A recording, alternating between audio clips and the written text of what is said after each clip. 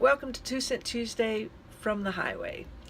Once again, I've been meditating a lot about going further up the trail since last week and thinking about all the things that hinder us. Thinking about those who take extreme hikes to Kilimanjaro or Everest and how they have to get rid of all the extra weight. They need to be traveling as light as possible.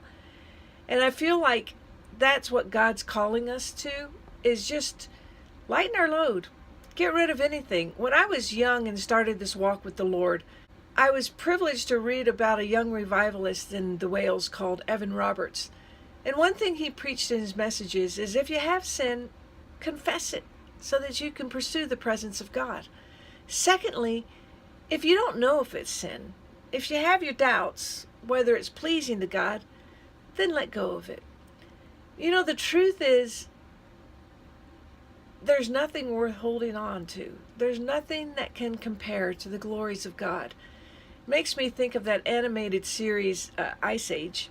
If you haven't seen it, I'll try to put a little clip in the comments area. But there's a little squirrel that cannot stop chasing the acorn.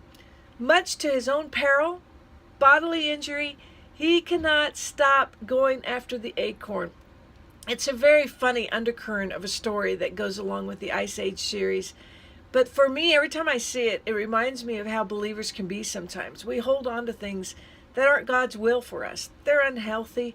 They're not going to help us become who He's created us to be. But yet we chase it on and on, trying to hold on to this thing and have God too. So as you climb higher, lighten your load. It's worth it.